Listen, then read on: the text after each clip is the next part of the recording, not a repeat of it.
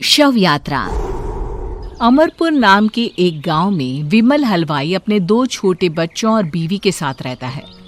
विमल की पत्नी ज्योति भूत प्रेत जादू टोने में बहुत माना करती थी। इसका बिल्कुल विपरीत विमल इन चीजों को दक्यानुसी माना करता था। रोज की तरह विमल अपने मिठाई की दुकान जाने के लिए निकलने की हड़बड़ी में होता है। मैं निकलता हूँ ज्योति, देरी हो जाएगी, दुकान भी खोलनी है मुझे। अजी ध्यान से, आज अमावस्या है।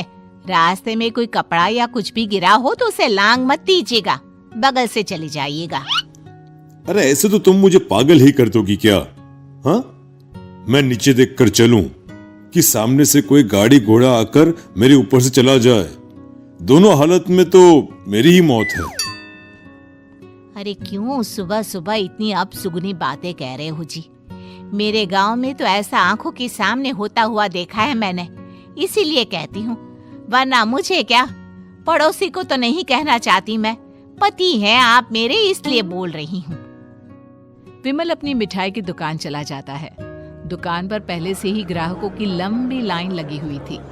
ये लो, वहाँ ज्योति अमावस्या को लेकर परेशान है और आज तो हमेशा से ज्यादा ही लंबी लाइन लगी पड़ी है। अच्छी खासी बिक्री होगी आज। विमल दुकान खोलता है।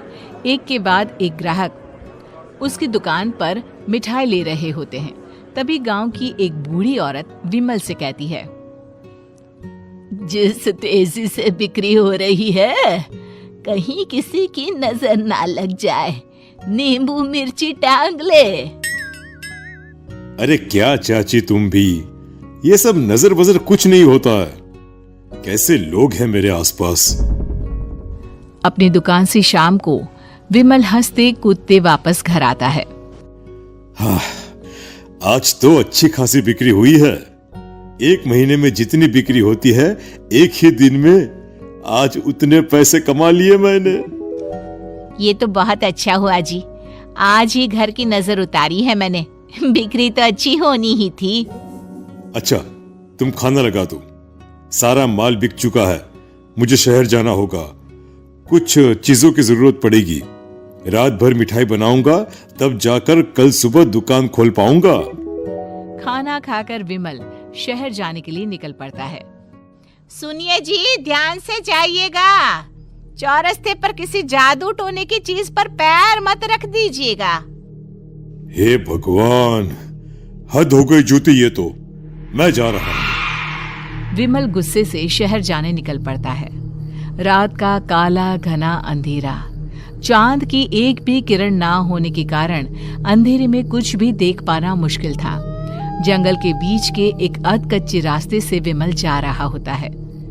चारों तरफ गुफ अंधेरा और सन्नाटा सुनाई दे रहा था, और सुनाई दे रही थी विमल के पैर के नीचे आ रहे सूखे पत्तों की आवाजें।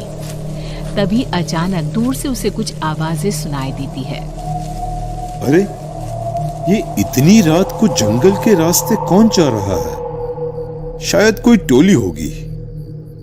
राम नाम सत्य है, राम नाम सत्य है, राम नाम सत्य है, राम नाम सत्य है। धीरे धीरे आवाज कुछ कुछ सुनाई पड़ती है।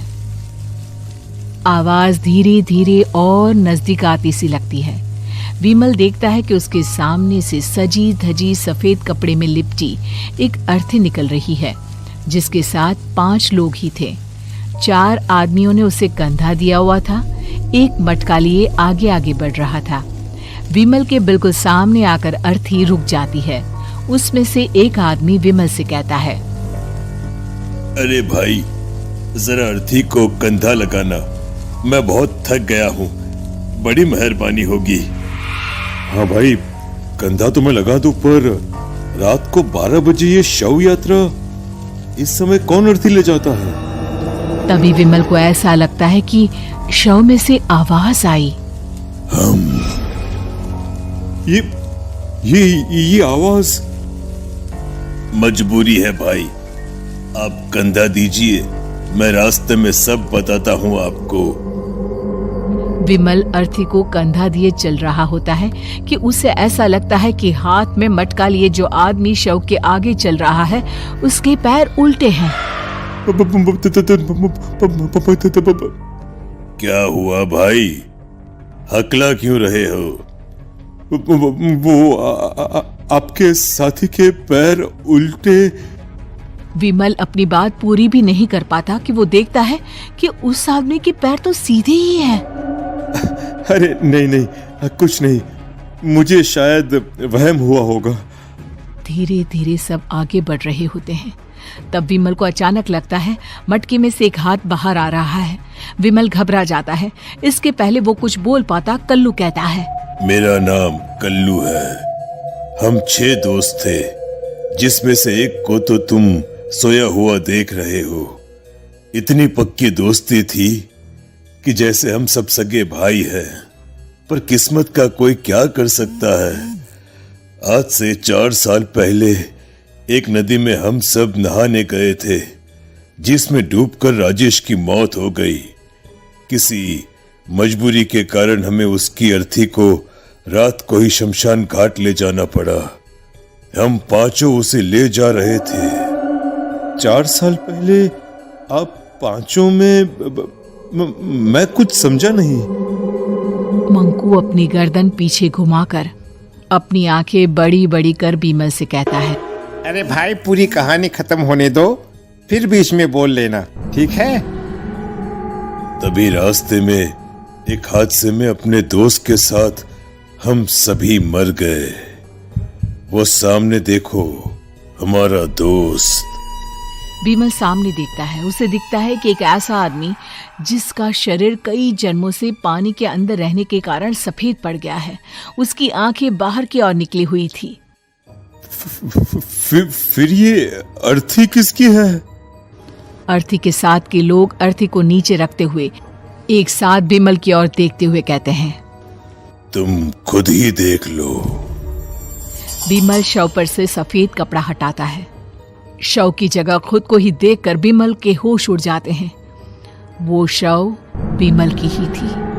पलक झपकते ही विमल उस अर्थी की जगह पर होता है। 6 के 6 दोस्त उसी तरह अर्थी को उठाकर चलने लग जाते हैं।